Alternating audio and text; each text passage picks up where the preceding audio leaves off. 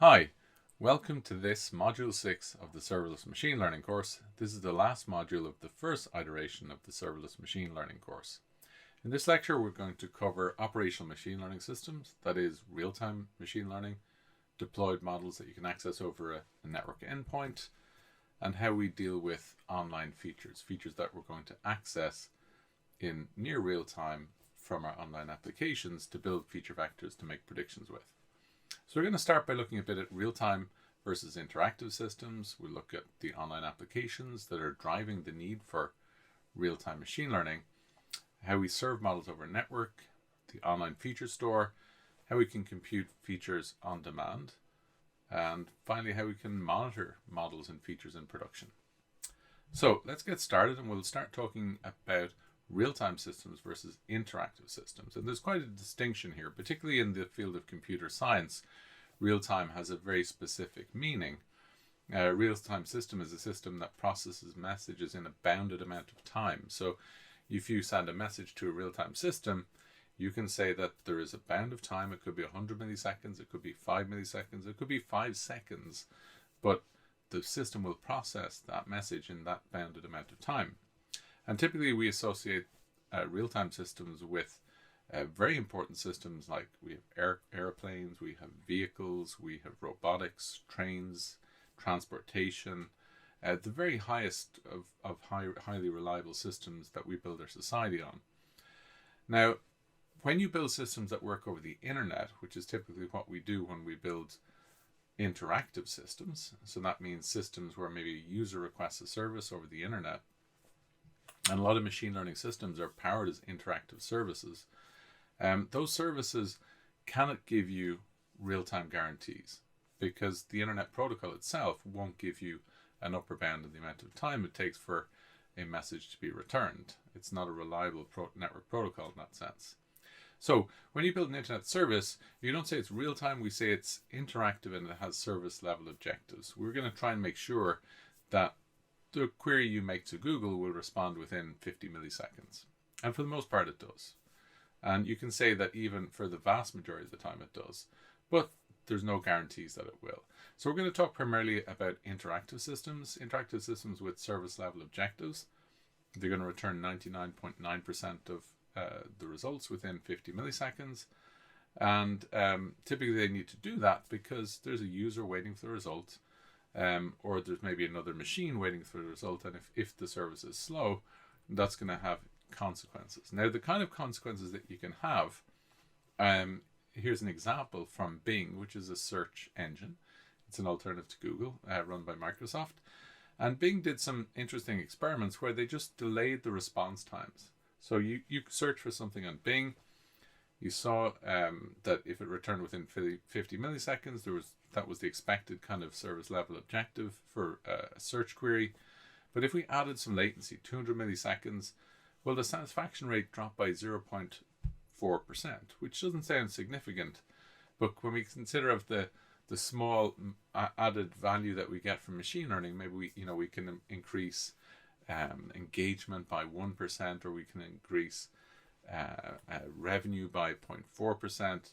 These numbers add up. And when you add large amounts of latency to queries, they saw in Bing's case, when you added 2 seconds, which doesn't seem significant, but satisfaction dropped by 3.8%. And the amount of clicks people made reduced as well by 4.4%. So adding latency to services does have an impact. And when we build interactive systems, we want to make sure that we have an expectation that they'll return some result within some bounded amount of time, which we'll call the service level objective. Now, let's have a look at an example of a modern deep learning system, a deep learning application as such. Many of you will have heard of Stable Diffusion, and there's Stable Diffusion version 2, not just version 1.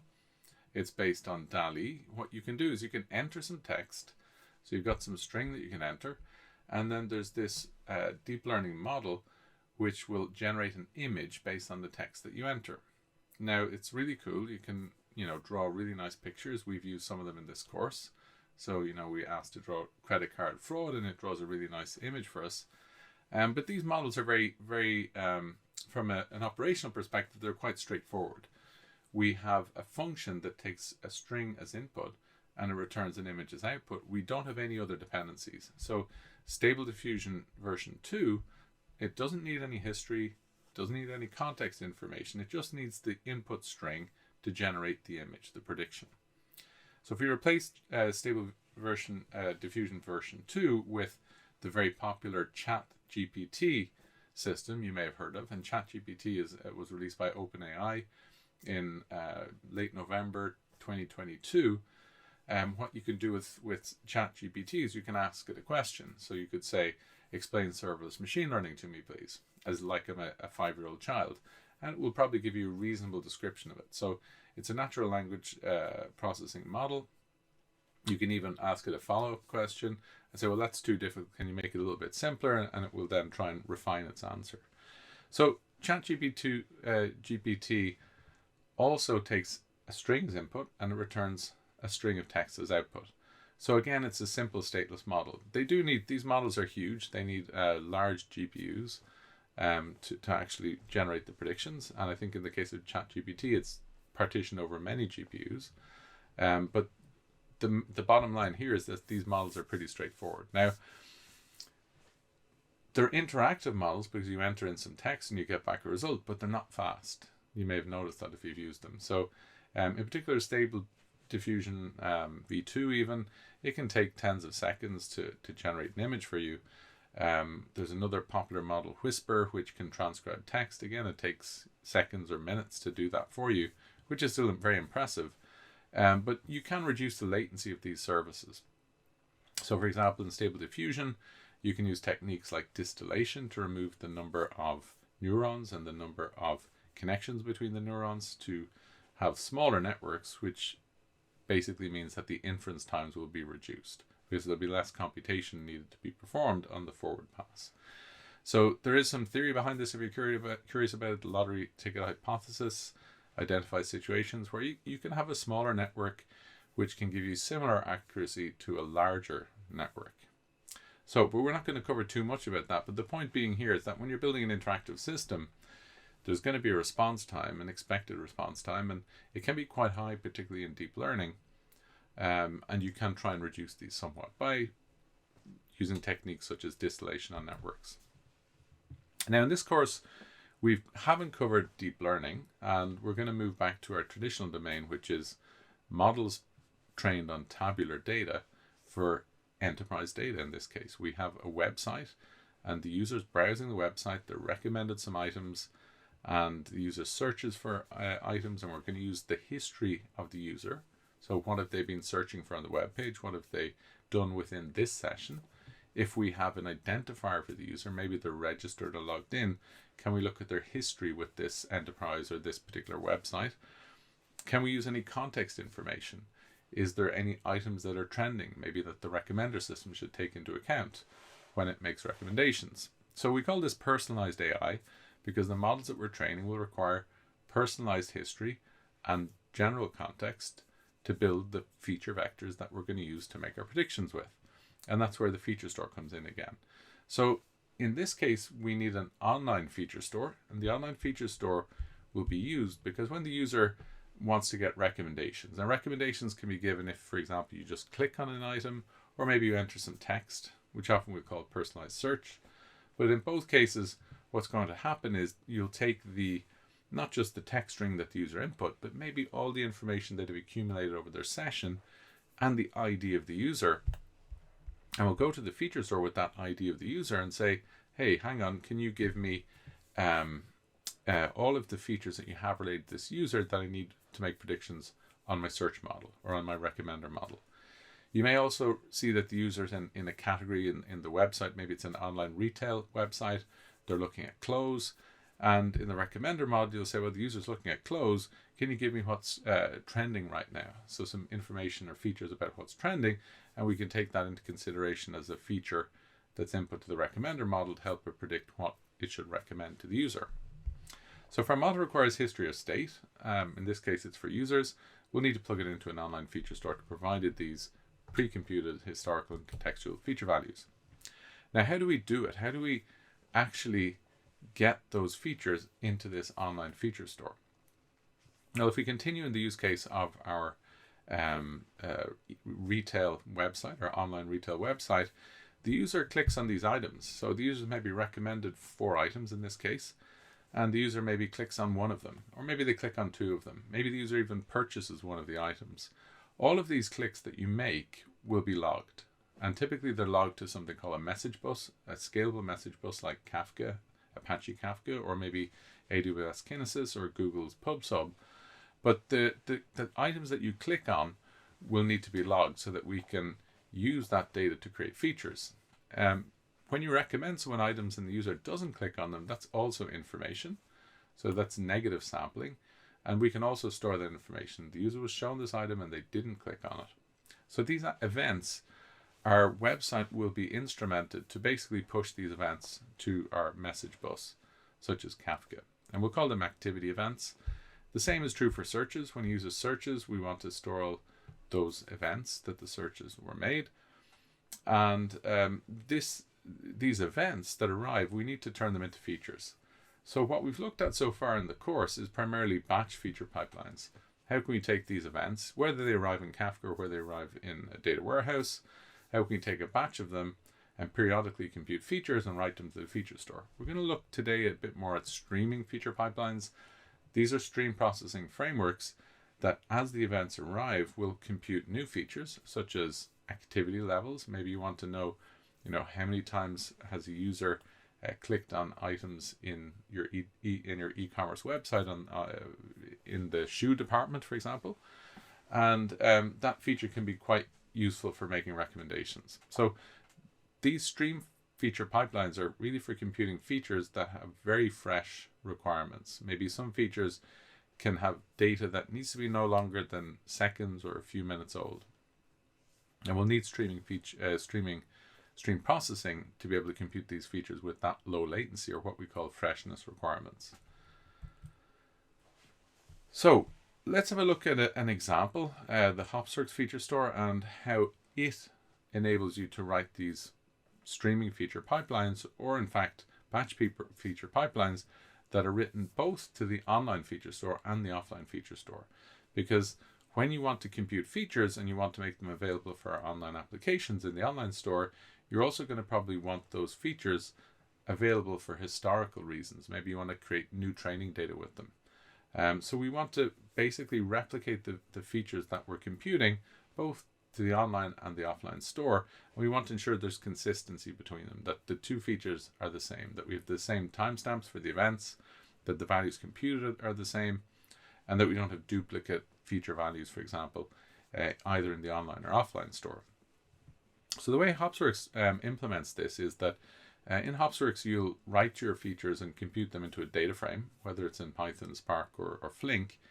And that data frame you'll write to Hopsworks. And behind the scenes, what happens is the data frame is written to a topic in Kafka. That's just basically it's a, think of it as being a queue in Kafka, where the data frame indicates the columns. So the columns are typed events in the schema, in the topic schema in Kafka. So effectively, you can think of it as being, I have a table of data that's going to be written to the feature store, and we can turn that table with the schema that it has, because all of the columns have types, into events in Kafka, and the same schema is shared. Now, the schema in Kafka is slightly different. It uses Avro as the schema, but basically it's writing that data frame to Apache Avro schema, and it's writing it to the topic in Kafka. Now, when you write to Kafka a data frame, it doesn't guarantee that the data will be exactly the same you wrote as was in the data frame. In fact, what can happen is you can have duplicates can appear. So it very rarely, but it can happen. Now, you don't want to have any garbage coming into your feature store, because then you'll probably get garbage going out. So the feature store needs to ensure that duplicate data will not be written to the online or offline feature store, because in that case you may have problems down the line when you're creating your features for training and serving. So the way Hopsworks works is that the data lands in Kafka is the same schema as the data frame. So if you have an int in your data frame as a column, you'll have an int in the Avro schema. The online and offline feature stores are based on MySQL's schema and Hive's schema for the offline store. And so they'll have ints as well. So there's a mapping between these different types. And when the data is written to Kafka, there are two services. One service called Online-FS service, which will consume the events from Kafka and write them to the online feature store. And another service called Hoodie Delta Streamer. It's a Spark job internally run on Hopsworks, and it will read these events and write them to the offline feature store. And both of these jobs run in parallel, so your data lands very quickly, and the online service is always running 24/7. So Online-FS syncs the data very quickly. You can have latencies of about a second or less from when you write to Kafka to the data ending up in the online feature store. And then the Hoodie Delta Streamer job, it is configurable, and by default, if you write a data frame to a feature group, it will start a single job that will synchronize or write that data to the offline feature store. In Hopsworks, that's a Hoodie table. Now, when you write to a Hoodie table in this Hoodie Delta Streamer or Spark job, it provides certain guarantees. It guarantees that the data will be written at most once because there's ACID guarantees. Hoodie says that if part of the data is written and there's a crash, well, then it will revert that part of data change. So it won't commit partial data. It will only write all of the data frame or none of it. In fact, you can allow lots of data frames to accumulate here and then run these jobs on demand, which sometimes makes a lot of sense. If you don't want to have too many small files in your offline feature store, what you can do is basically say, well, I'm going to write to the feature group, but I'm going to control when I want to run these Hoodie Delta Streamer jobs to synchronize to the offline feature store. Because if you write lots of times to the Hoodie tables, in fact, it won't create lots of small files, but what will happen is that you're going to have what we call write amplification. That maybe you're making a small change and the Parquet file, if you're doing updates, for example, or if a new partition needs to be created, then you'll have new partitions mean small files will be created. But if you're doing updates, maybe you're only updating a few rows in a Parquet file, but it's going to rewrite the whole Parquet file. So you'll get some write amplification. So that's something you might want to tune and tweak. Depends on your workload, of course. Now, the other side, how do we ensure that the data that gets written from Kafka to the online feature store doesn't contain duplicates? Well, the online feature store will only store the latest value of features. So that means that there's a primary key for those values, those feature values. So when a row is written, it is written with the primary key. And if you write the same row twice, it will update the same row. It won't create a new entry because you only have one row with the same primary key. So that's what we call idempotent updates. That means that you can write the same row twice and you'll get the same result. And that's guaranteed because you'll only have a single writer for a particular feature group, single concurrent writer. And that single concurrent writer ensures that the writes end up being ordered, they're written in the same order, and you won't have, for example, a duplicate coming in from one writer and another duplicate from another writer, and then its last writer wins. That won't happen in this particular case. So this ensures that you don't have duplicates in the online feature stores. It's a very challenging area, but this is just some of the internals about Hopsworks makes this work. So that was just some of the background and theory. Let's look at the practice, which is in many ways more interesting. Hopsworks allows you to write to feature groups and read from feature views. We've looked at this before. What we're going to look at a little bit today, which is a little bit different, is how do we take data from our event bus, such as Kafka that we saw already, and have streaming updates to the feature store. So we're going to have streaming writes. As the data arrives in the event bus, it'll compute features and they'll be synced and written to the feature groups in the online feature store.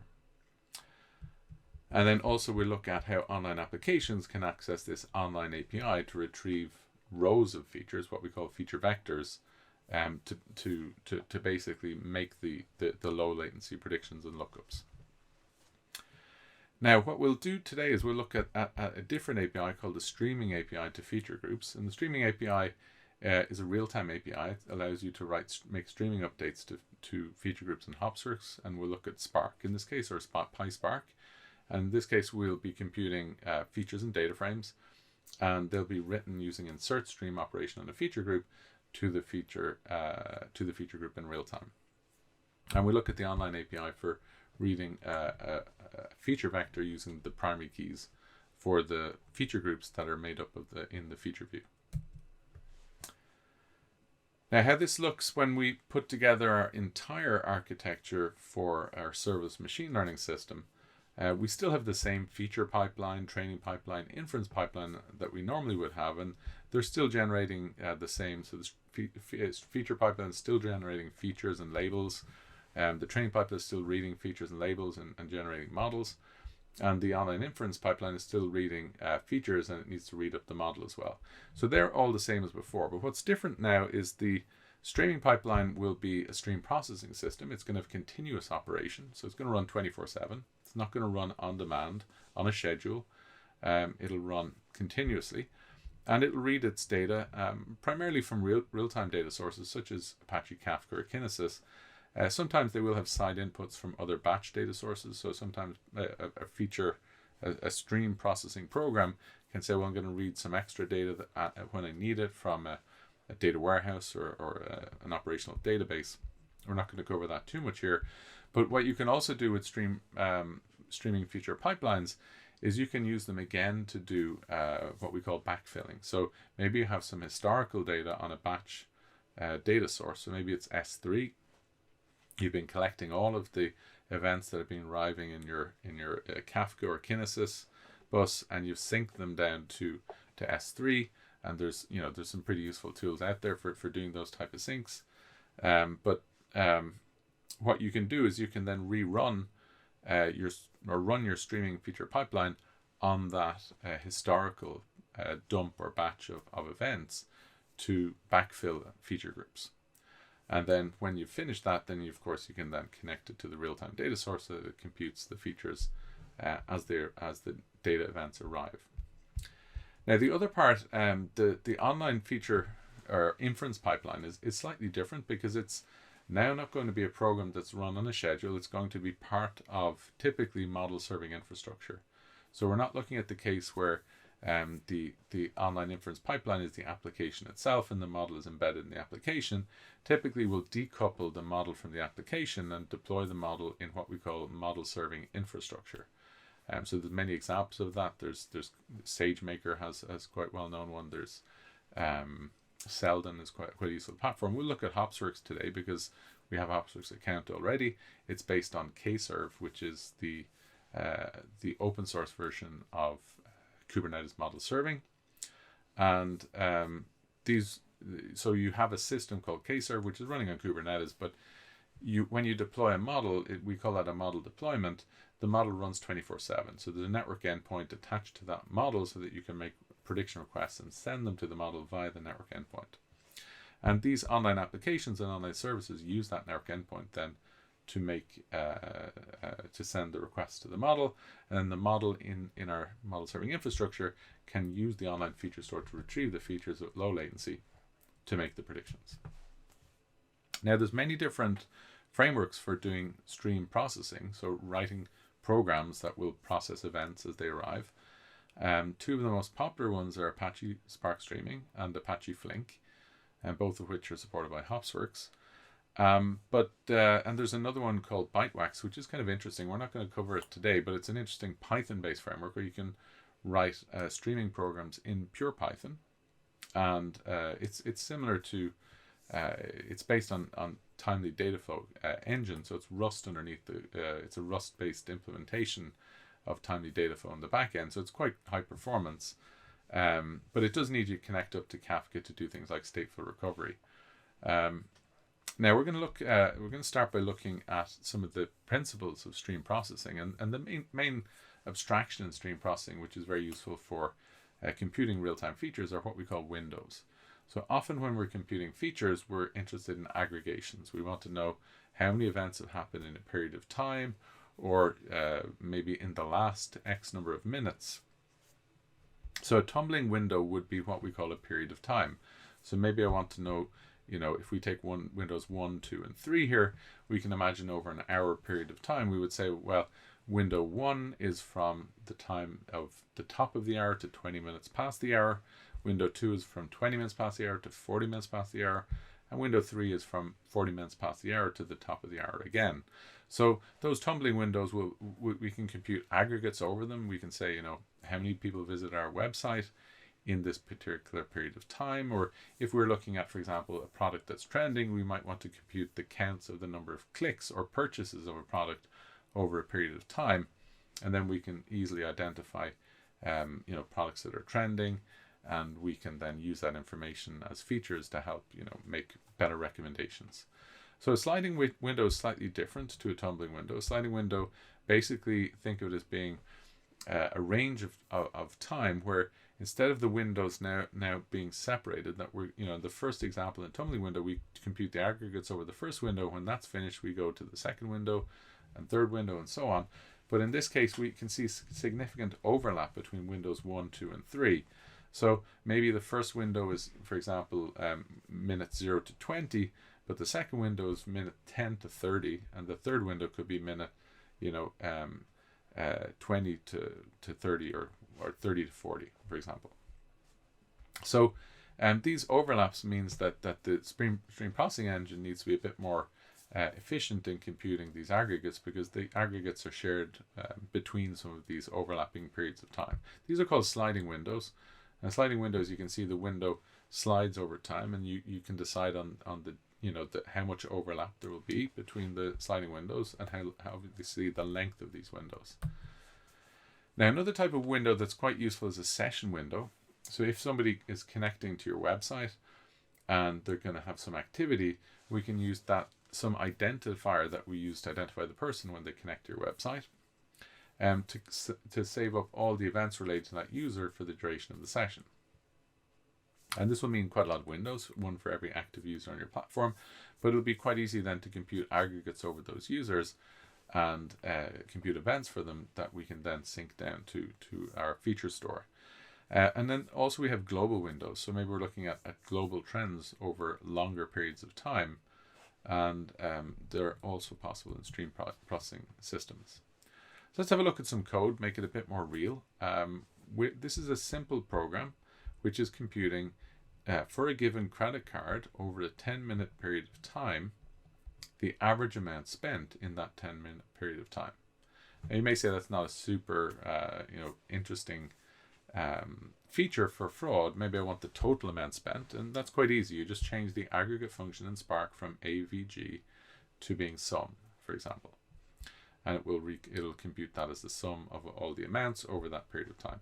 So there's a number of these built-in aggregations in Spark. AVG is just one of them, or average. Summer is another one. But we can see how it works, right? Let's start at the beginning. We basically are going to connect to Kafka. So we call spark.readStream. It's Kafka we're going to use as the event bus, and we're going to subscribe to a Kafka topic. So the Kafka topic, you can think of it as being the equivalent of a table in a database. So it's got a schema associated with it.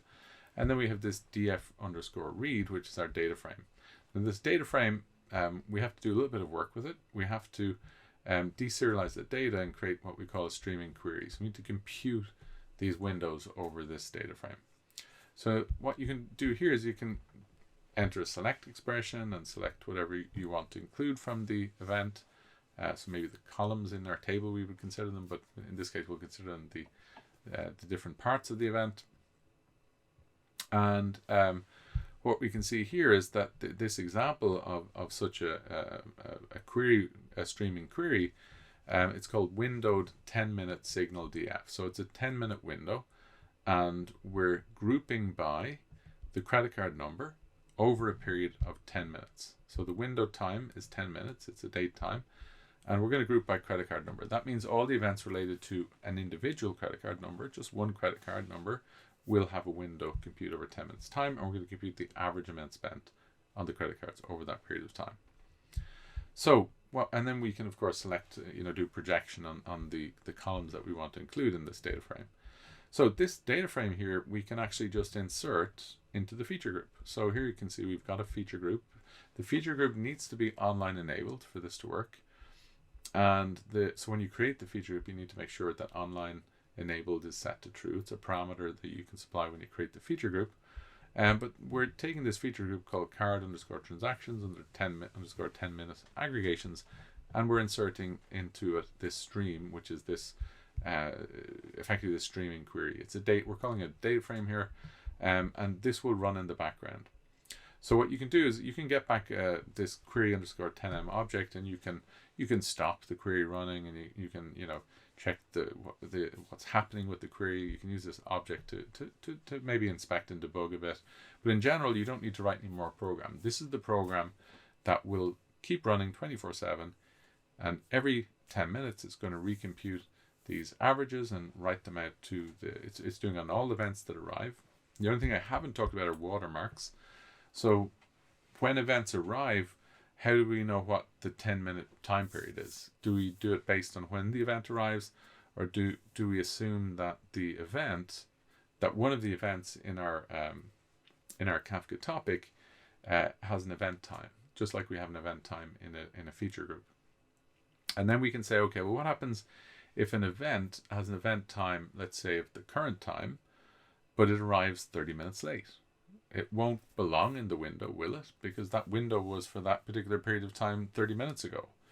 So a watermark basically says that, yeah, you can allow events to arrive late if they have an event time column, and we'll add them to the aggregates. But if you have a watermark, you'll say, well, at this point in time, this watermark 30 minutes or 1 hour or 5 hours or 12 hours, we're going to just throw away anything that arrives later than that period of time. So the watermark is really just a kind of a cutoff when you can say, okay, if somebody used a credit card on a, maybe they're on an airplane and somebody swiped the credit card, and that only got synced up when the plane landed, it might arrive 4 hours later. Well, there's a chance that will not appear then as a feature in our system, and we won't be able to identify it as fraud in the online case, for example. Okay, let's move on. So that's stream processing, and you can see that we can use these windows to compute features, which is very powerful, and we're able to compute them to make them very fresh, write them to the feature store so that they're available as pre-computed features. Now, what happens if there's a feature that's not pre-computed? That it can only be computed based on some data entered by the user. And in our credit card example, we have one such feature. We'll have a look at it in a minute, but it's called the haversine distance. But what we need here is that when you want to make a credit card payment, we'll get the longitude and latitude, so the geographic location of where the payment happens.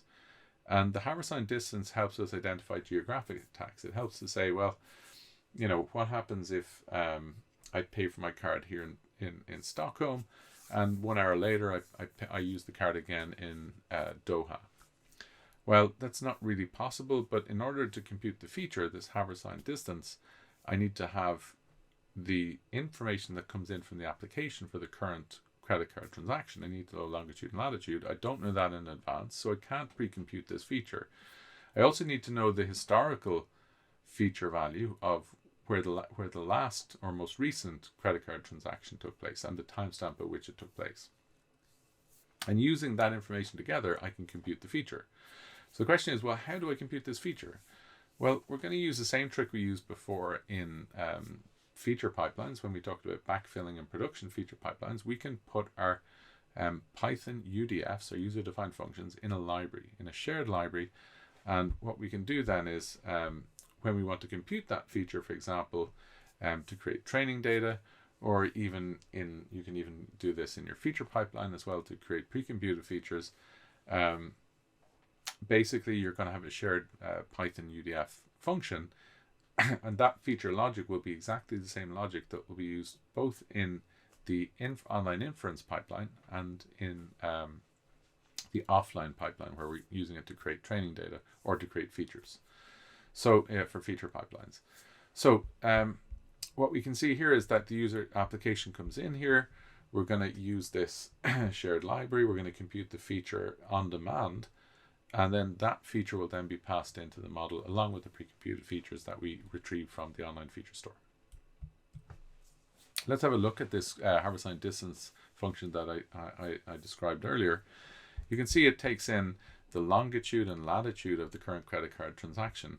It also needs the previous longitude and previous latitude, because if we don't have those, then we're not able to tell the distance between these two geographical different credit card transactions. So in this case, you know, we this is the actual logic for computing the feature we can see here. There's a couple of things to note here, right? One is that where do we get the previous ones from? Well, in the example that we have in the notebooks, what we've had to add actually is a new feature group, which contains, it's an online feature group, and it contains the most recent credit card transactions. So every time a credit card transaction happens in a feature pipeline, we'll write it to, we'll compute the features, and we'll compute the, you know, the Haversine distance feature, and we'll write them to the online feature. Sorry, we'll store them for historical purposes. But what we're also going to do is then store these most recent credit card transactions in an online feature group, so that in our inference pipeline we can look them up at low latency and add them to make this call. So the first two features, or the first two parameters, longitude and latitude, will come from the application, but the second two, the prev-long and prev-lat, they'll come from the feature store. There's a couple of other things to note here. One is that when we're creating training data, sometimes we might be performing this in, for example, Spark, because it's more scalable. And when we're in inference, we'll typically be only working on pure Python. This is going to be a Python. This is a Python UDF, so we're just going to make a call on this function to compute the features. So we're only going to be passing in this case, the primitive types. But if we're passing it, if we're training a model with Spark, or maybe with the Pandas data frame, we would prefer these parameters to be a Pandas series, because then we can perform batch computation over them. It'll be more efficient. So we've actually done this in the code. It's a bit of a hack, but I'll talk about it in the lab. Now, let's go on and look at online or interactive applications, the applications that use these features, the on-demand features and the pre-computed features that can come from our stream processing pipelines. So firstly, why would an application want to use online features? Well, most interactive applications, they're stateless, and if we want to add AI or add you know, some intelligence to them, we saw already that some models, such as natural language processing models, don't necessarily need history or context to do something useful. So it's the kind of applications that will need some history and some context that we're going to use the feature store to add that kind of extra set of features to personalize the AI based on your history and the context of what you're doing right now. So the applications themselves won't store that context or history. They're going to be stateless. So, and they're stateless because generally applications, we want to make them scalable. We want to separate storage and compute. It's easier to make the applications highly available. State is stored in some sort of operational database. If the interactive application needs a model, and sometimes it'll need a feature store, sometimes it won't, this model typically should be in model serving infrastructure, because we want to decouple the model from the app. We want to have two different life cycles. That means we can update the model without having to redeploy the app, and vice versa. And if the application needs to do personalized AI, it needs historical or context information, we'll need a feature store, an online feature store for this. And the features that we'll need in our application could be pre-computed historical ones, they could be pre-computed contextual features, or they could be on-demand computed features based on the application or live input data. So let's have a look at how this looks architecturally. We have our online application here. It's making a request to our model that's deployed behind the network endpoint. So in here, there's going to be a program that potentially computes on-demand features, potentially retrieves pre-computed features, and then builds up the feature vector to make the prediction on the model, and makes returns a prediction back to the application. Now, the properties we want of this architecture is that the online feature store needs to be a low latency row-oriented data store. So typically they're in memory. So Hopsworks uses RonDB, which is an in-memory distributed key value store with a SQL API. Redis is also quite popular. It's an in-memory low latency data store. So to retrieve your pre-computed features, you'll need a primary key for the feature groups that you're retrieving the data from. If we look at the K-serve architecture, this is the model serving architecture supported by Hopsworks, we can see, and we open up the internals of it, we can see there's a little bit more details in there. So in fact, when you deploy a model, the model will be deployed inside a Python program called a predictor. Now, if you're deploying a TensorFlow model, you don't necessarily need to supply the Python program. It'll be deployed on TensorFlow Serving Server, which doesn't need a Python file. But if you're deploying a scikit-learn model, then you want to write a Predictor.py file. And this will basically implement an interface which says I have a predict method, and the model will then take in the parameters to predict method, and you'll call model.predict on those parameters and then return the results. So the predictor is often quite a simple script, but the transformer is another part of the K-server architecture. It's a program that basically takes the request from the online application after it goes through a network endpoint. So it's typically a HTTPS endpoint or a gRPC endpoint in K-serve. And the arguments are retrieved. We have this transformer program which has a pre-process state and a pre-process method and a post-process method. So in the pre-process method, it'll take in the request, which will have probably the primary keys for any pre-computed features. It'll retrieve them with the feature store API. It'll call featureview.get online vectors, and it'll also compute any on-demand features. So if there's more features that come in through the application, they'll be computed through some UDF, on-demand feature UDF inside this transformer program. And that typically will be a versioned Python module, as we said before. So, that version Python module will need to be available for this transformer file so that it can import it and use it then internally. So the transformer will compute the full feature vector, both either by computing on demand and or retrieving pre-computed vector features and anything taken in from the online application that can be used directly, send it to the model, get the result and return it back to the application. And in the background, at least in K-serve, there's a sidecar which will take the prediction logs from the transformer and also from the predictor, and in Hopsworks they're pushed to a topic in Kafka so that you can do monitoring of these models in production. So let's have a look at the code for the transformer. We'll just go through it. There's an init method, there's a pre-process method, and there's a post-process method.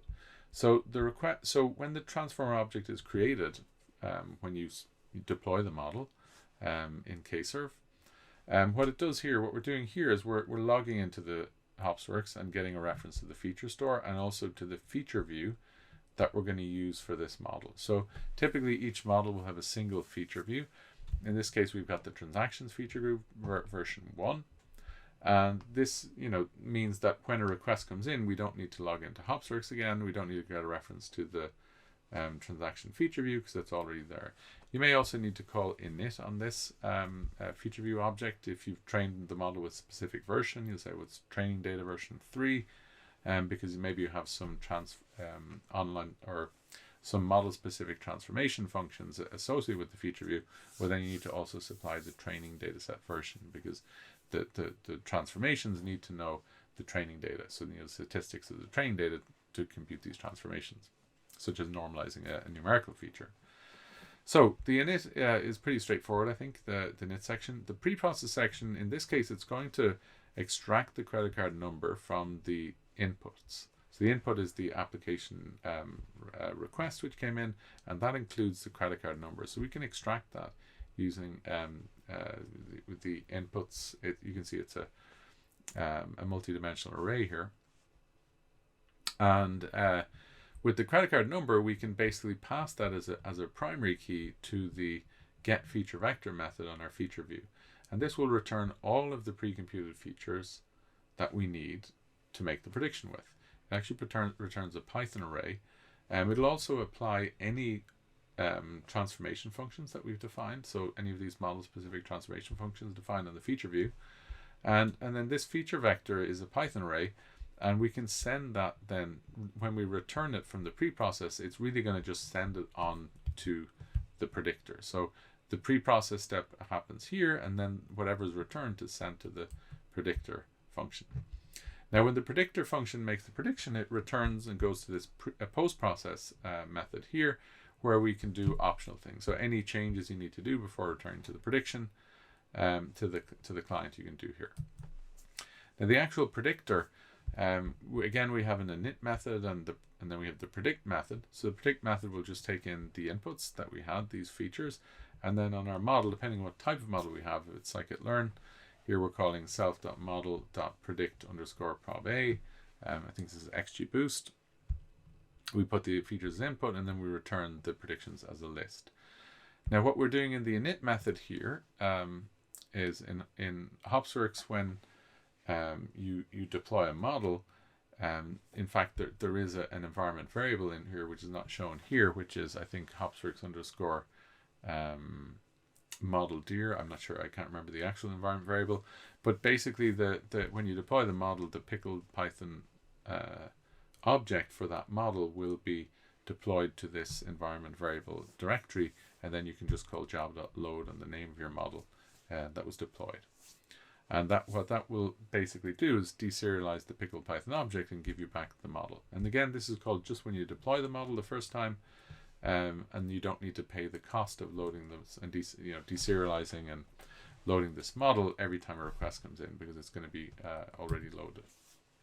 There are a couple of other things with Kserve I haven't talked about. So, for example, these are containers. So the Transformer and Predictor are containers in your Kubernetes system, and those containers can actually be swapped out. So they're using something called knative, which basically says if a container hasn't been used after a configurable period of time, it can be swapped out, and then when a request comes in, it'll load the container again. So you're going to pay a little bit of a latency hit when a container's being swapped out, and when it's swapped in again, it'll take a few seconds for it to start, but then after that the request will be handled very efficiently with low latency.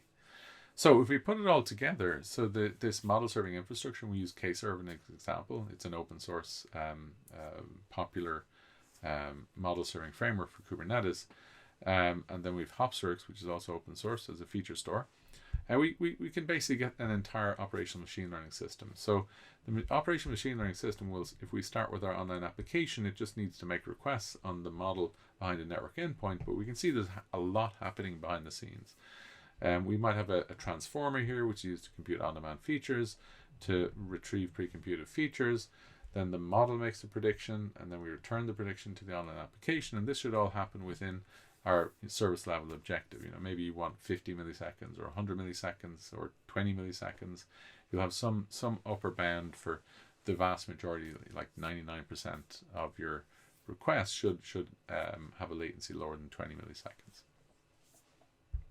So we'll also pass the logs back to the feature store, typically via Kafka in this case, so that we can monitor these models in production. We can monitor the predictions and the features. Training pipelines can be used to obviously train new models on features that arrive, and they can arrive now, we can see, via different ways. We've got batch feature pipelines, and today we looked at streaming feature pipelines. And streaming feature pipelines are different because they're not run on a schedule or on demand. They're run 24/7. They are an operational service, in fact. So when you're building an operational machine learning service, the key operational parts you may need are the model serving infrastructure for your deployed models, a feature store, an online feature store for for models that require context and history for these pre-computed features. And then if you need very fresh features, you might need a streaming feature pipeline, and that again is an operational service that needs to be run and maintained to make sure that it's working as expected. Okay, let's move on to look at monitoring of both features and the predictions that our models produce. And I'm going to start with a little bit of a theoretical model. And I'll try and explain the motivation for the theoretical model before we go into a bit more detail about what we're monitoring. So the first thing is that in any serverless machine learning system, we'll have a feature pipeline where new data is consistently written to our feature store. So we have data in a feature group already, and we'll call for any given feature, we can, if we take a numerical feature, for example, or even a categorical feature, we can say it's described by some distribution, and we'll call that distribution Q of X. So you can imagine we have a normally distributed numerical feature, and all the data in our feature group gives us Q of X. Well, what drift for that feature would be is that, well, if the new data that's being written is statistically significantly different from the existing feature data in our feature group, well, then we have what we call feature group drift. Maybe I'm writing some heavy-tailed or skewed version of this numerical feature, but the feature that's already in the feature group, it's normally distributed. They're different from one another. Or maybe the normally distributed feature, its mean has been shifted significantly. So we can say then that the data coming in is not reflective of the data that's there. There's some sort of drift that's happened over time. Now, feature group drift is useful. It can help you identify problems in features early, but it's probably not the best place to start. The best place to probably start is what we call concept drift. If you get the outcomes of your predictions, that's an if, and it's not always the case that you can. Often you might only get, some sort of proxy metric. Maybe you have engagement in your social media app, or maybe you have conversion for a recommender system. But if we can get the actual outcomes, and in our fraud example, you can get our outcomes. The only problem is they might come, in the credit card fraud example, it might come days, weeks, or months later. So, but if we can get our outcomes and we can compare them to our predictions, and if the difference between those changes over time in a bad way, we get what's called concept drift. And concept drift, as you can imagine, is not a good thing, because and in this case we can say the predictions are y hat and the outcomes are y. So the prediction at time t plus 1 here, the distribution of predictions at time t plus 1 compared to the distribution of the outcomes at time t plus 1. So we're using p as the variable to describe our distribution here. If they are not the same, they've changed significantly, that means that the model is not predicting as good as we expect it to. And maybe we need to retrain the model, or maybe we need to retrain it on different data that we trained it on before. So maybe if it's a time series model and we're training on stale data, we need to retrain it on more recent data, for example. So concept drift is great if you can measure it. Often it's very hard to measure. Label shift is something you can measure quite easily, but it's not necessarily going to be that useful. So in label shift, what we have is that here we can see the distribution of our predictions. So y hat, remember, is our predicted label or target, and at the time t plus 1, if the distribution of those is different to p of y comes here from our training data, the distribution of the predictions, or the labels in our training data, if they're different, then maybe something is up.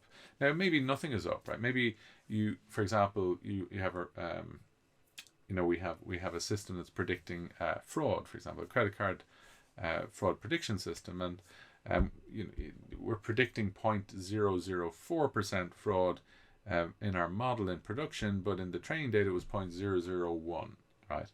And you might say, well, that's indicative that something's happening. I can see there's a difference between them, and this you can measure, right? Because concept drift is going to be hard in the credit card fraud example, because it takes a long time for these transactions to be proved as being fraud.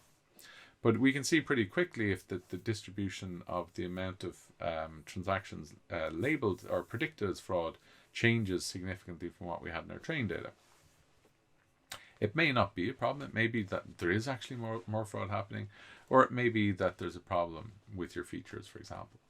So label shift can be useful to measure and monitor, but it's not maybe as always as informative as you might think it might be.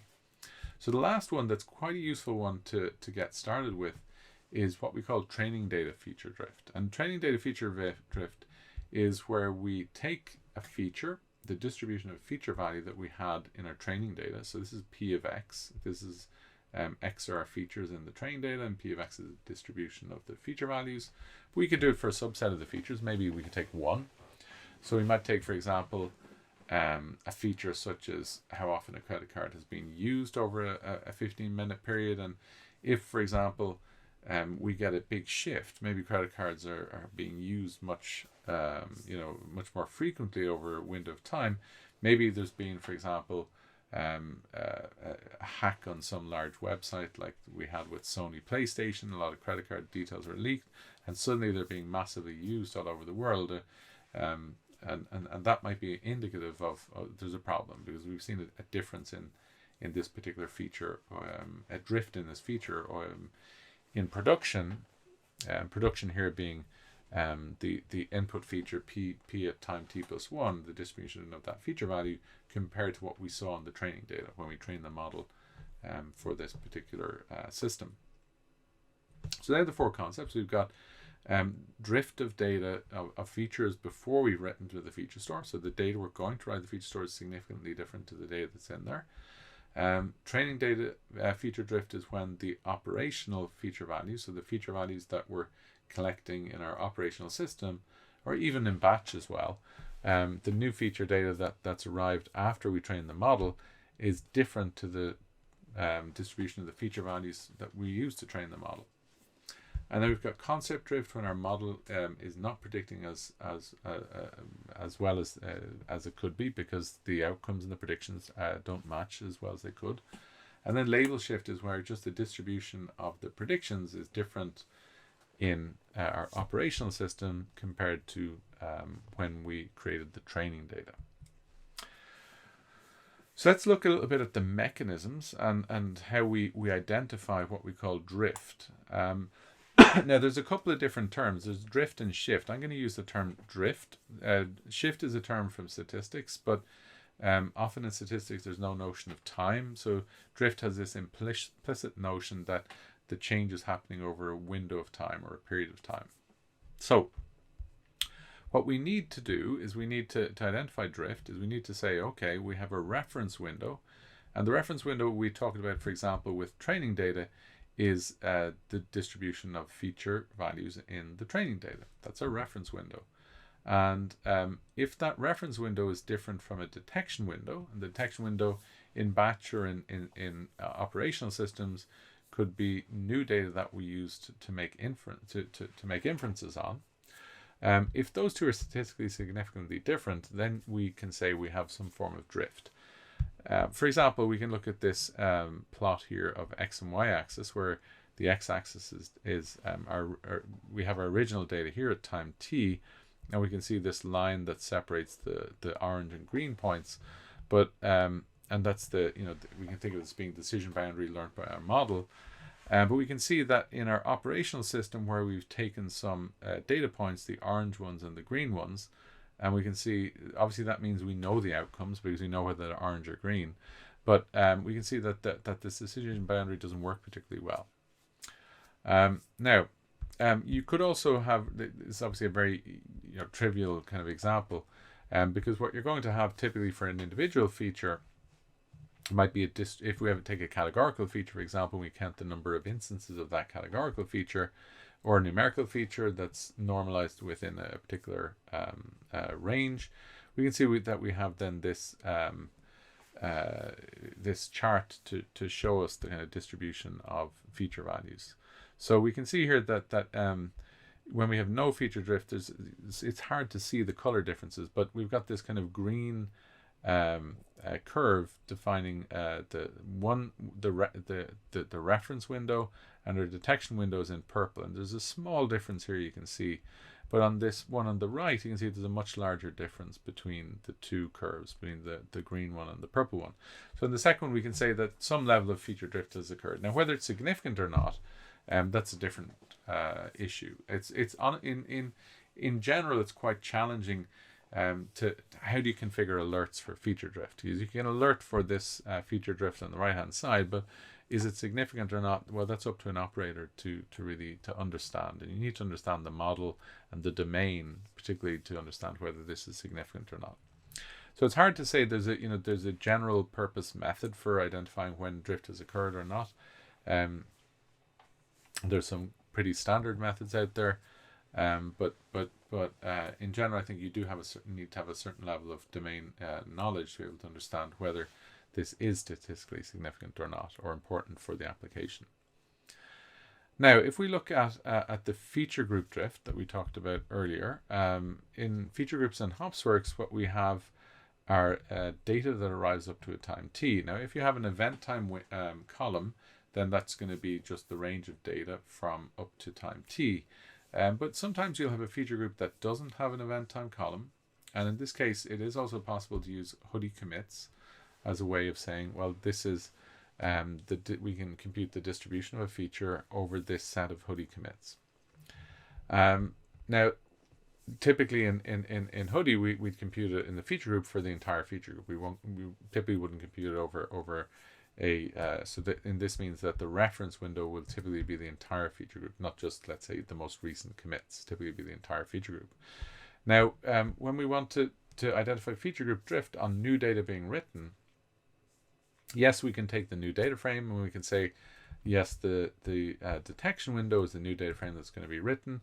But you might also want to be a little bit more sophisticated and say, well, maybe the data frames being written are too small and it's hard to identify statistically significant drift. So what I'm going to do is I'm going to write the new data frame, but I'm going to take maybe a bunch of commits, maybe the three most recent, and see if those indicate any drift compared to the previous commits in the feature group. And this time you're going to compare it with not the entire feature group, but the feature group minus in this case, maybe the three most recent commits. So that's another way you can do it. And you can do the same again with, if you have an event time column in your feature group, you can take time ranges and define your detection and reference windows using those time ranges. So for the training data feature shift or feature drift, what we can say is that when we create training data, at least in Hopsworks, that training data is immutable. That means that we have a reference window, which is the distribution of the features in that immutable training data set. So when we think of a feature view and we think of time progressing from left to right, all the data written up to this end time here belongs in the training data set, and the data that arrives after it, typically we're going to make predictions with it. We're going to use that input feature values, make predictions with our model, and that could be batch or it could be online inference. So in this case, we can see we've got batch inference features that we're taking a time range from, and this is going to be our detection window, and then the reference window will be the start and end time for the training data. Now, what happens to models over time, the reason why we need to try and identify whether drift is happening is because over time models generally will degrade in performance. And I think this is in general true for the types of models that we train in this course. We don't assume static data. We assume that models exist because there's new data will have to arrive to be scored. Now, if new data arrives, that means that it's coming from potentially, a changing world, a non-static world, and the assumptions that are built into your model may not hold over time. So typically models will degrade in quality over time, and you need to do something about it. So what we've been looking at is how do we identify, feature drift, which is quite useful. But if the model is degrading and we look primarily at the labels, and we can use again our training data set to help identify label shift. That means that the labels, the distribution of label values in our reference window, which is our training data set, if they're statistically significantly different from a detection window in our inference set, so the predictions that were produced by our model here, p of t plus 1 y hat. And the example, I gave this example earlier, in the training data, maybe we had 0.001% of the credit card transactions were labeled as fraud, but in inference time, we're seeing the model is predicting 0.03% of them are fraud. Now, is this because of more fraud, or is it because the model is degrading quality? It's quite hard to know often. So you might want to alert this to an operator, and the operator needs to then maybe dig a little deeper to decide, well, is there actually a problem or not?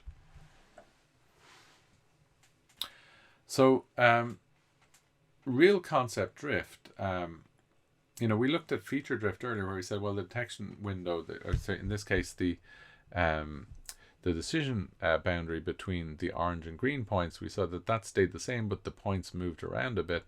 But in fact, what it might mean is that the decision boundary has changed. That means that the model itself should change over time, because the model has degraded, because these are inference input observations, so the outcomes, and the original model just doesn't have a good decision boundary for those outcomes. So what we can say basically, that if a model is degrading over time, the accuracy of your model is basically going to be worse. So you can see here at time t+1, the accuracy is less than the accuracy at time t, basically. So what do you need to do? Well, one thing you can do is you can retrain models. And we've said before in this course that retraining models does not have to be an operational service. You can retrain a model when drift is detected, for example, or when it could be concept drift is detected, or you could basically have an operator say, I'm going to kick it off now. If you find that your models tend to have degraded in a predictable way over time, you can potentially schedule training to happen at a predictable time interval, and that makes it a bit easier. But what you kind of would like to do to handle concept drift is have this sawtooth pattern, where when you see that model accuracy or model performance drops below a certain threshold, you retrain a model, and then the model will degrade again over time, and then you retrain again. And you can see here in this example that the time windows between retraining is not constant. And I think, again, that's domain specific and application specific, as whether you can schedule those retrainings to happen at a fixed interval, or whether you should just schedule them when your monitoring systems indicate that the models need to be retrained. So Fast Forward Labs, some of this material comes, some of these diagrams come from Fast Forward Labs. They have a very simple algorithm for when you should retrain these models, and the basic algorithm goes as follows. You have the reference window, which is your training data. You predict on the detection window, infer whether concept drift is happening, and you can do that with unsupervised methods. There's many different ways, but unsupervised methods, typically anomaly detection methods, have the advantage that they don't they can work quite well on the data. Encoding domain knowledge is more problematic, and supervised models or supervised methods are also a bit more challenging. So anomaly detection methods are quite popular as ways to infer whether we have drift happening between our reference and detection windows. So if drift has been detected, then what you can do is just retrain the model. And if you're going to retrain the model, you're not going to retrain it on the same training data that you trained the model on. We want to include the new training data that has arrived since the model was trained. So luckily enough, at least in Hopsworks, you can just take all of the data in your feature view. So the training data that was created will be for a particular start and end time for that feature view. But in our case, we can assume that the new feature data and the new labels that have arrived since we trained that model will be available via the feature view. So then all we need to do is create a new training data set with that feature view object, retrain the model, and then now we have a new training data set, which will be our reference window, and the detection window can start over from scratch with the new predictions that are made. Okay, so and if you don't detect it, obviously, then you'll change your detection window to be a new set of data that and the detection window, if you think about it, it can be anything from, hey, when was the train data set created? Take all of the inference data since then. But that might not always be ideal. Maybe you want to have just the detection window being predictions in the last 24 hours or last 1 week or last month. Because if you're going to do it since the model was retrained, that could be a much longer period of time. That means that your detection window can be very large, which may have performance implications, but more, I guess, it just might take longer and longer for it to actually detect when drift happens. Now let's look at an actual system out there, which is a very interesting one that TikTok presented at a paper in 2022. They have an online model for retraining for recommendations. So Their setup is quite complex, I would say. When you're a user using TikTok and you swipe to watch these short form videos, these actions will get pushed to Kafka. So they have a very large Kafka cluster, and they have Flink as a stream processing application to take all of these events. And the events are used, it looks like they, by the way they discuss it, to pull together features that are computed on the fly, so on-demand features. And they pull these actions, which are also features, together to create training data examples. So they're not really using a feature store here. They're kind of skipping that step, but they're doing stream processing to create, real-time features, and making those features available in training data, not via files or data frames as we have done in this course, but you can also have training data in Kafka. And the reason they write the training data to a Kafka topic is because they want it to be available as soon as possible to these training workers.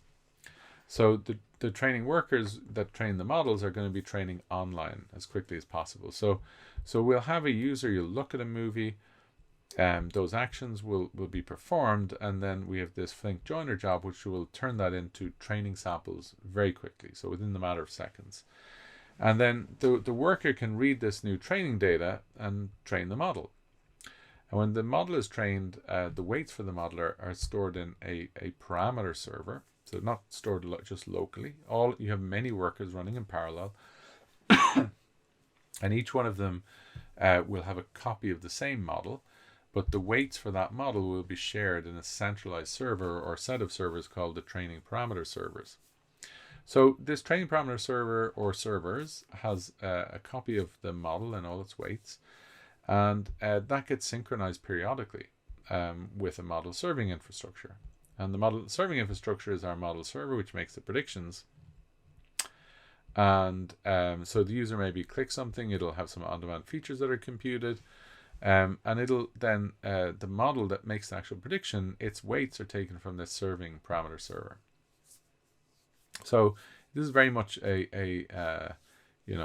very advanced, scalable, low latency online model retraining infrastructure by TikTok. And it gives you then, TikTok's often called digital crack for recommender systems.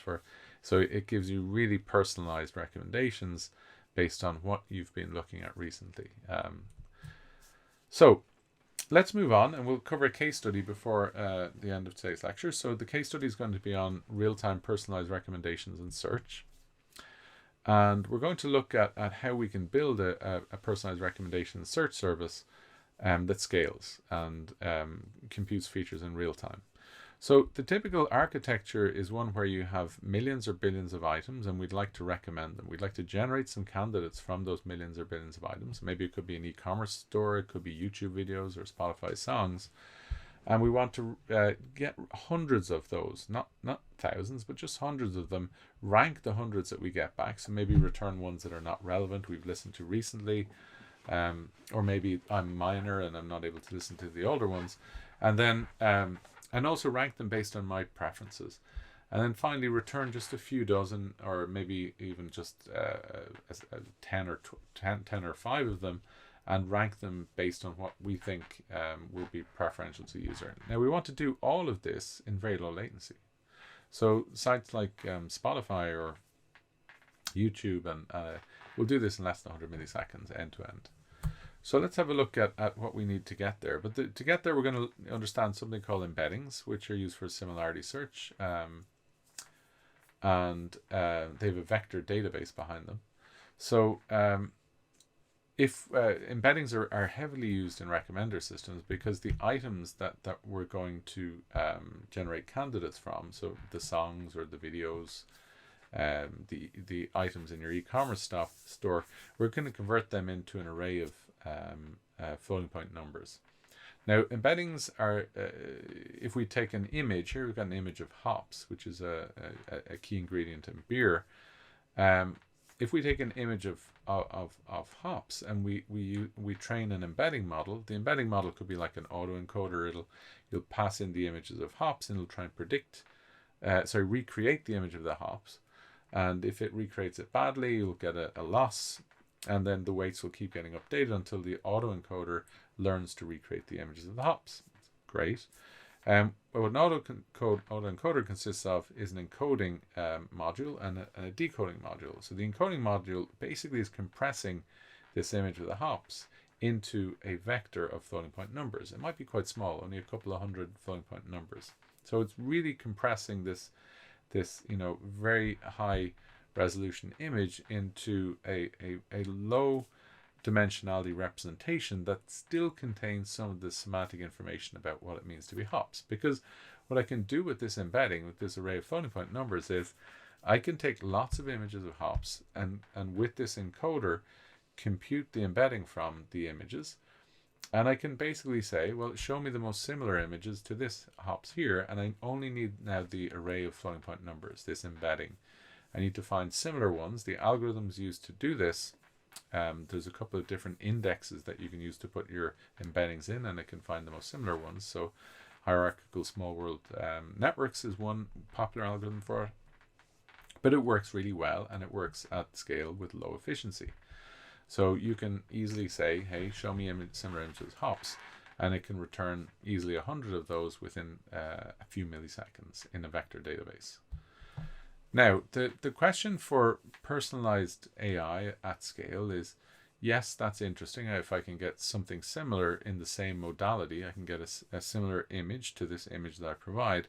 What if I've got two modalities? If the modality is I'm entering a search query and I want you to show me personalized content. So maybe it's personalized items in your e-commerce store. Maybe I'm clicking on an item, or I'm clicking on some box and I want to get personalized recommendations of items. So these are two different modalities. Firstly, we have the user query or the user history or session, that things they've clicked on. And then we have the items over in another embedding. And the answer is yes, we can actually, with a user query, capture as an embedding, find similar items. And the way it works is with something called a two-tower model. What we need to do is we need to take all the items, convert them into embeddings, store them in a vector database, and we need to have them as a fixed size. Maybe it's going to be 100 or 50 floating point numbers. And the user queries, we're going to have the same size embedding. It's also going to have to be an array with the same length as the item embedding, 50 floating point numbers or 100. And that's not enough. What we also need to do is we need to have interactions between the user queries and the items. That means you need to instrument your online e-commerce store so that when you're showing recommendations, when the user clicks on one or doesn't click on one, we need to store those interactions. So the user didn't click or did click, because that's the data we're going to use to train the user embeddings and the item embeddings in the same embedding space, so that we can say, here's a user query, show me similar items for this similar query. So we're going to have to log all of these interactions between the two modalities. In this case, it's user queries and items. So when a user clicks on an item after having searched, or when they've been recommended something after clicking on it, we're going to store all that information. And in this case, we can see maybe the user searched, entered a search query, and we have the user's history. And we got back 4 items. And the user didn't click on the first item, didn't click on item 4.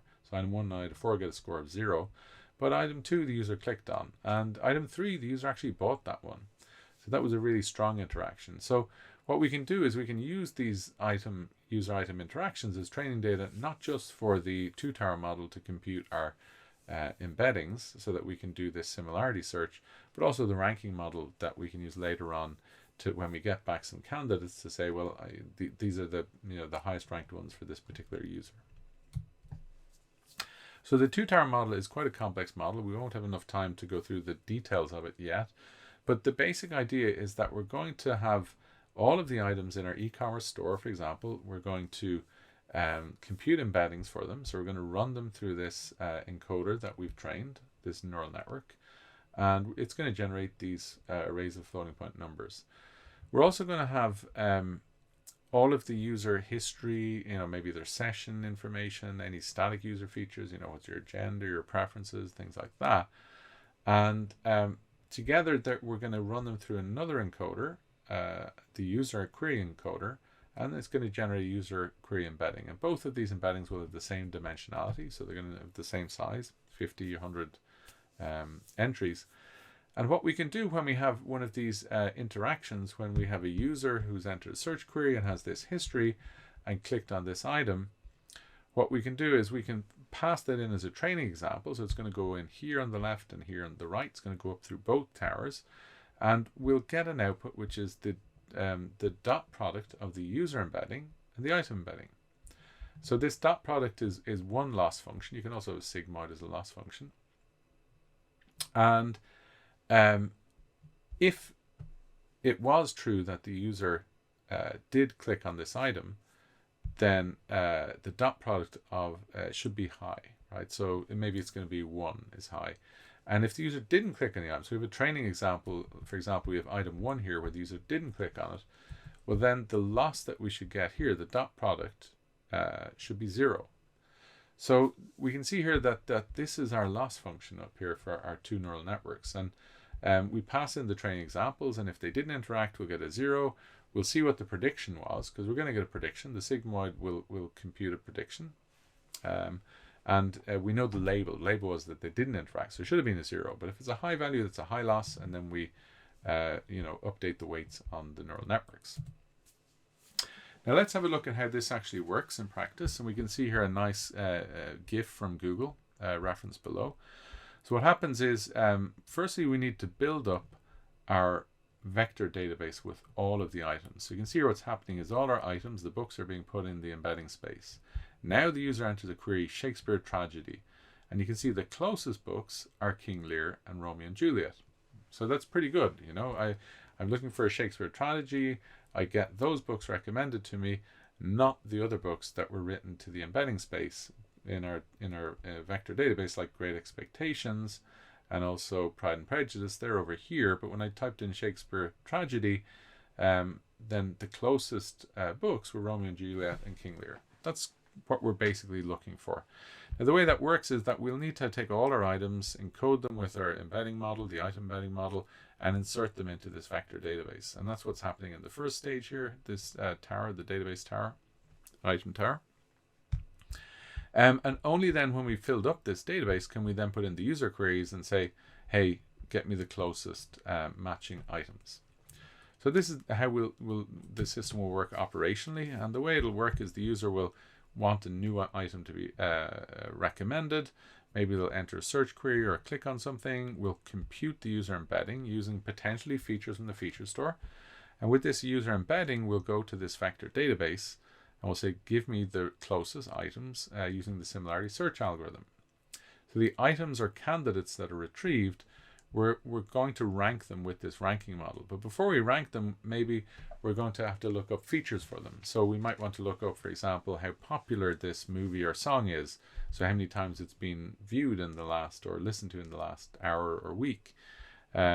Maybe we want to look up something specific for the user. Maybe how many times has this user listened to it before? So maybe we don't want to return it too often so that the user doesn't keep getting recommended the same content. So if we add more features to the items, the candidates that are returned, because all the features won't be stored in our vector database. The vector database will be pretty much static data. But we'll need recent history and context. We'll get that from the feature store for the items that were returned, and then we'll use those to as features when we use the ranking model. Now we haven't talked about the ranking model here. Typically it's going to be a very low latency model like XGBoost, and we'll train it on the interactions of the user queries and the recommendations, but it'll basically order our candidates, the items, and then the user will retrieve those back and say, well, these are the recommended items for you. So the kind of infrastructure, if we look at just the infrastructure, this is the flow that we have here. We can see at the infrastructure at the bottom, we have model serving, vector database, and feature store. If we kind of put those together and look at it from an infrastructure perspective, the user makes a query on a website. That website will need to, use the user embedding model over the model serving framework. It's going to have to go to the feature store to get the user features to create that user embedding. It's going to have to retrieve items with the user embedding, so the candidates, and then rank those candidates after they've returned the history and context for those items. Now, behind the scenes, we'll also need to feature pipelines to keep the feature store up to date. We'll need to keep updating the vector database with our items. That won't be just static. Maybe new items will arrive. We'll need to keep updating them here. And then the models that are being served will need to be deployed from a model registry and trained with training pipelines. So this is our online infrastructure that we need for this ranking retrieval architecture. We will also need some offline infrastructure. So what we'll need to do is train the user and item embedding models. The two-tower training will need to be performed. That will take the interactions between the user queries and the items. They'll typically be stored in the feature store, and we'll have retrieved them or written them to the feature store in a feature pipeline that maybe is connected to Kafka or to a data warehouse.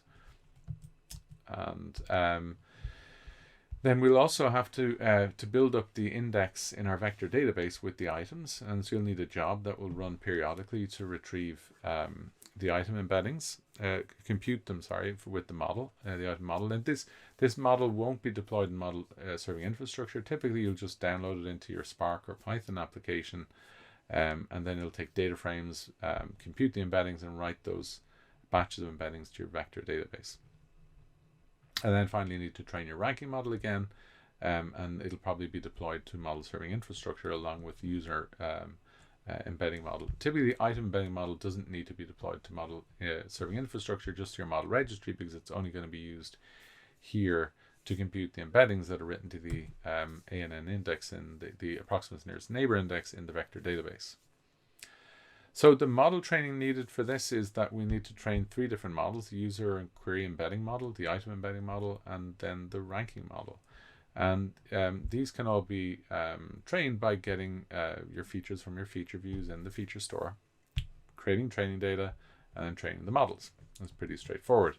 There is another step that you can see in these architectures that it can be added to our ranking retrieval architecture. So we start off with and that's filtering.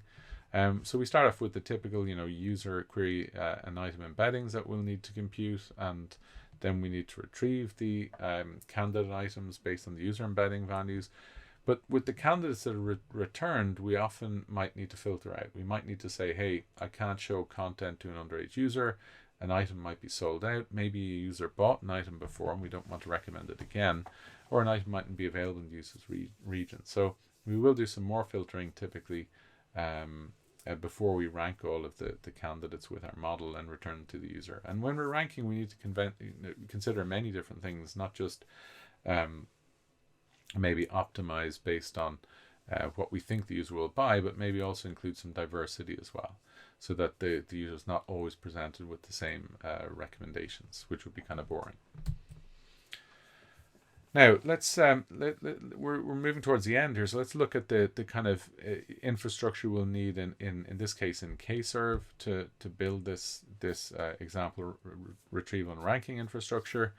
A prediction will we'll have our user will make the query, or they'll click on a link, and that will get sent in here, and this is the kickoff to make the predictions, the recommendations in our system. So what will happen, the first request will come in here, and we're going to then compute the user embedding from this is going to have our user ID in here, and the user ID will probably be used to go to the feature store to get user features. This will be section number 2, and then we'll go to the user query model in our predictor to compute the embedding. So once we have the embedding for the user, we can pass that on to the next model, which is in this case it would be the post-process step of our transformer.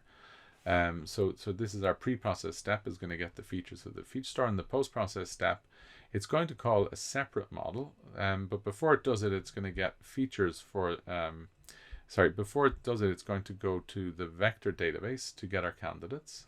So we may have to look up some features first, and then we'll go to the vector database and say, here's the user query embedding, get me the top 100 candidates, and then with those candidates, we're going to look up more features for them, and then we're going to make we're going to rank them using the ranking model. So our post-process step is going to then call another predictor, which is the ranking model, and it'll get back the ranked features, and then it can then return those ranked features all the way back, going via the first transformer and then all the way back to the client. So you can see there's a little bit of a complexity here in adding the steps. So that's basically it. We've covered quite a bit of ground today. Everything from online features, online models, monitoring, and a use case of personalized recommendation and search at scale. There's some interesting reading links here if you're curious, and I recommend you to read those. The last lab will be on using some of the things that we've covered today. We'll deploy a model, we'll use features, online features in the online feature store, and it's building on the credit card example that we saw in earlier lectures. Thanks very much, and looking forward to seeing you on the lab.